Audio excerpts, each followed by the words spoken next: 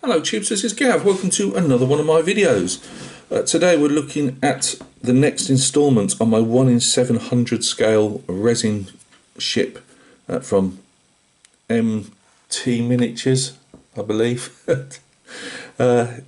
So basically it's all there in basic form, and then if you want to do bits to it like I've done, you can obviously build up the ship from there. I'll use my the lighter that I burn off my super glue on the lot of super glue I use on these type of ships. So just to give you a scale of 1 in 700 if you're not up on the scales type of system. Right, so we're looking at HMS Bristol, the only one of her class, unfortunately. It was a case again. I said before, back in the 60s, the government was going to bring in a new range of aircraft carriers to replace the old World War II ones we had at the time, or some of them anyway. And as usual with governments, it suddenly realised after it started getting really deep into it that it didn't want to pay the money. And to escort these aircraft carriers, these destroyers were being built. Unfortunately, only Bristol survived the cuts because she was so far along. It would have cost the Admiralty more money to scrap her than it would to finish her off. I think she spent the first part of her career more or less testing systems and that, because she was one of a kind. So it's sometimes hard to place her in flotillas, units. Sorry, again, I'm an ex-soldier trying to talk naval matters. But she was laid down in 67 and launched in 69, I believe commissioned in 73, and again I believe it was, he said 2020 she was decommissioned. She carries a battle honour for the Falklands War in 1982. Obviously pennant number is Delta 23. I'm pitching this ship, at least in my mind, at around late 70s, early 80s, up to the Falklands War. Later on, after the Falklands War, under lessons learnt, they removed the ship's boats, which really were just hangovers, from older days. They obviously a lot of top heaviness about them. They take a lot of space up, and they built out a bit like this is a gun platform to the right here. I'll show in detail in a minute. And they built out and added other 30mm and 20mm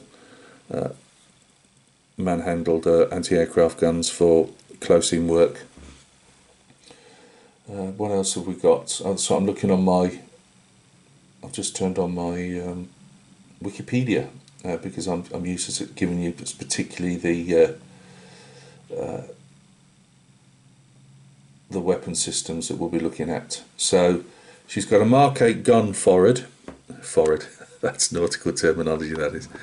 Here we go, let's move along. Right, so we've got a Mark 8 gun forward with no pointy stick. Where's your pointy stick, Gav? We'll use this is one of the applicators I use for putting lots of CA on, and it has to get burnt off every so often.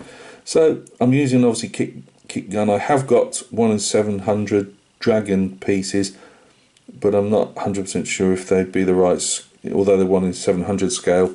As I said on the Type 21 that I scratch building, Dragon ships sometimes seem to creep in scale, or the ones that I've got do. So I've used a white metal gun. So that's a 4.5 inch automatic gun. We've got the Ikara anti-submarine torpedo. So underneath this dome, which I believe was fiberglass, I might be wrong. There's a rocket under there. I've seen I've seen a picture of one in a museum. Huge thing, and it's got a homing torpedo at the end, and the torpedo detaches. The idea was with these ships is, in the early, they still carried them right to the Falklands War. Under here, that's now plated over, there was a well deck. So there was a big square chunk out here, and that had limbo anti-submarine mortars in them. So a bit like the depth charges that you'd see in World War II films and documentaries and stuff, but fired from literally like a mortar tube. and they were sunk into the deck. You'll see them on our frigates and destroyers, say right after, up to and slightly after the Falklands War.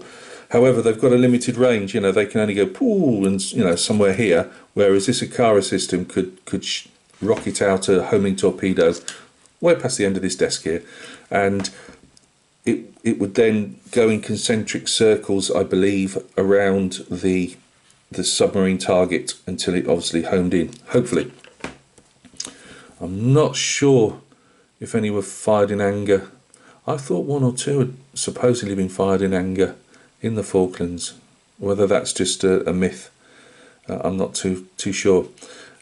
It's an Australian device. Yes, Australians, you were making frontline military stuff way before the AUKUS submarines and those slightly not so good Swedish style submarines that you have in service at the moment. Very noisy, but so I'm told. But yeah, so it's the Akara, by the way, is an Aboriginal word for a throwing stick. Again, Wikipedia is your friend. I didn't know that. But yeah, so it fires out a big rocket with a torpedo on the end. Torpedo latches onto said submarine, closes in, and boom. So that's that's that weapon system. We go here to, you can obviously see standard. No, you can't because it's so far away. Come on, yeah, in. There we go. 20mm Orlican. That is off the Dragon kit parts. It is slightly larger than the white metal parts provided. I just thought it looked slightly better, and although it seems quite large, it will, with some railings around, hopefully blend in a bit more. And then I believe, have we got Sea Dart? Yes, Sea Dart. Hey, there we go. And that's our Sea Dart, which is, I believe, surface-to-air missile. I'm not just believing it, I know it. It's just my head's a bit shattered at the moment. But yeah, is it medium to long range? It's longer range than the Seacat, isn't it? Anyway, so we've got Sea Dart at the end here. As I say, it did have limbo mortars in here. This was all plated over to join the rest of the deck and used for landing helicopters. It didn't have its own helicopter hangar, as you can see, and it never did have. She never did have when she was taking different upgrades. Now I'm struggling again. I'm always struggling, but I'm struggling again because I'm trying to keep on 2 or 3 photographs. As I said, the problem with my HMS Avenger scratch build, I was going to different ships in the class, different Avenger photographs, and it's, as somebody, obviously I wasn't in the Royal Navy, Royal Fleet Auxiliary, I was in the British Army, and I just didn't realise how many times even a single ship like Bristol her configuration had changed, with just small upgrades. So it's hard to set an exact, unless you've got a group of photographs and somebody says, right, at this time she had this and this. Like the ship's cranes, I've made myself because it had those fold up like high-ab cranes, and yet the photographs I'm dealing with, they were solid from what I could see. I couldn't see any type of way that they were never stored folded. So that's been done from a different time period, I believe, when somebody's, obviously the sculptor's done the model. Let's go through quickly, not so quickly, any upgrades that I've done myself.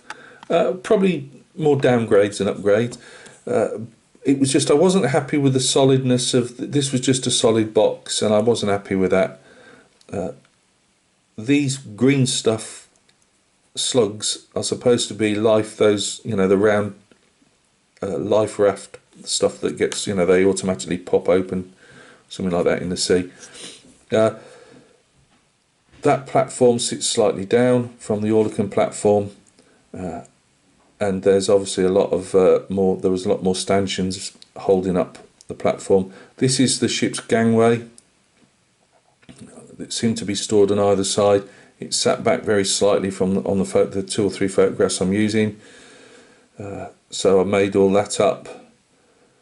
I didn't know if it was slightly thinner my gangplank, but from what I could see, it was stored slightly higher than the deck, and there was still obviously a view over the top of it. All that you have for the davits are just simple metal ones that just one piece that sits down the centre. Well, they weren't like that. They were like sitting in an A-frame, literally, as you can see. These ones I weren't so bad on. These, the larger ships, boats, they sit. It's already configured to sit out farther, and they did on the ship, on the real ship. And I couldn't get these to sit back flush with the bulkhead behind. So I just had to do my best there. Had to redo these because they were sitting too high compared to these. Again, and these are some more ships life rafts. These was quite smaller than these on the resin part that I've cut out. So although mine aren't brilliant, I was happy to do that. As I've said, ship's cranes I made myself. There we go. There's our cranes. Just simple bits.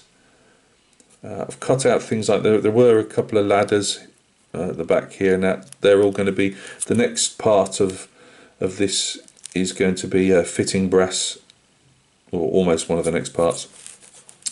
Around this, this is obviously white metal. I've added this plasticard sheeting because there seemed to be on the views of mine a small area here with I don't know if they were searchlights or signalling lamps or both, and I'm just it's not very pretty. I'm going to be putting some putty around there just to pretty it up a bit. And it had, you can't even see, and it had this section here in sheet metal going down. So as I say, the gap there, it's not so much on that side. I'll have to fill that in as one of the next stages. Oh, and I forgot, I'm not sure what these are. I think these might be satellite communication type radio domes. They were just stuck on a pot. It was just a piece of plastic. Well, it wasn't resin obviously originally, but when they did the thing, it was just a great big, almost like a spruce type shape. So it was that shape, just running completely up as a pole almost, and that weren't right. So I cut that, removed it as best I could. I saved the very top of the resin domes. I got some plastic round sprue and cut a section off and shaved it down as much as I could to make a slight platform. And that was the poles are a bit more chunky than that normally, but that's the best I'd got. So that was that. I'll just put a bit of PVA and tissue over to tarp these over. These already have their tarps on. I think that's it. I've got a couple more bits. I might be putting some vents on here that I think they're vents. I'm not sure what this is, this area here, but they appear to be two like with upturned umbrella type things that go up slightly, and I have got those in my spares kit, so for Dragon, so I might stick those on. There was some type of radar device or something on the front here on some of them. These, I believe, are the storage cases for the chaff launchers on here. Oh, and the thing I've got to make up yet, there's a big frame that I've got. I think it goes down onto 2 bars down here, which I'm going to put down, and then there's a big tensioning frame by the look of it that sits up here. And I'm going to have to make that either out of stretch sprue or wire, probably wire. And then obviously a lot of antenna stuff going off here, and there's one of those large 60s, 70s, 80s mattress style early warning radar things on the front. I think for tracking for the Sea Dart, I believe. And that's it so far. So there's a fair bit to go. We've got, as I say, we've got to finish off cleaning that up. We've got to add a couple of little, as I say, whether they're searchlights or signalling lamps, but they've got to go on there. One thing I wish I'd have done now, but probably wouldn't have turned out very well, there's a walkway that goes in this here, but I'll have to paint it black. But I was unsure of sticking a drill in, and because it didn't seem to have a closed door on it. Or it has, I've seen it some with some type of door, but it didn't seem like a proper door, if that makes sense. But yeah, there's a couple of little bits still left to do on the scratching side. Oh, and I've got to put some, there's two, can we get her off the desk there? I don't know if she was supposed to be towing a decoy or something, but or if it's just for the handling of the ship. But there's two, I don't know what they are, platforms that stick out either side here. I just wondered if it was for towing decoys behind. That's my thought of it anyway. So yeah, there we go. HMS, and he said HMS Belfast then, HMS Bristol. She's getting there. As I say, it helps that a lot of the ship's already there. I'm not sure if my sad scratch building efforts really improve the ship, but I just enjoy doing it, and that's what it's all about. So yeah, we're not that far off now from paint really. So there's some ship's ladders on, and there aren't a lot of ladders to go on it. I think there's obviously these two aft here near the sea dart. There's a couple. Not sure if it's here or here, but there's I think it's here. There's one either side there. That might be it. Not 100% sure. And then there'll be some ladders. I've got to stick a couple of ladders on here, and some other doors and vents have got to go on as well, which aren't supplied. I'll just have to scratch those as well, I think, actually, which will be a case of plasticard squares really. So join me on the next instalment. Yes, this one here, by the way, very slightly taller than that one. Thank you for joining me. Hopefully you'll enjoy the next instalment. As I say, I know my ships aren't massively popular, but I really enjoy doing them. And I might get another resin one from, is it MT or MJ? I think it's MT Miniatures, but it could be MJ. But I might get another one, one of the frigates, because I haven't got enough. But that won't be for a while. But yeah, it's by the way, if you are thinking of getting one of these, the resin does carve. It's quite soft, so you can carve a lot away without having to do too much sanding. Obviously, resin dust. If you are going to work in one of these, please wear a respirator. I would go respirator over just a dust mask. That's up to, it's your health. That's up to you. But that's what I would personally do. I use a respirator. But it does carve very nicely with a scalpel. So just be aware that obviously it is resin, and you should be wearing some form of respirator to save your lungs. Right, look after yourselves. Catch each other very soon. I started putting some short videos up. I know, Gav, short videos really, because I'm painting another 1/6 head, or I will be. I've got the primer on him, and I'm sticking that up as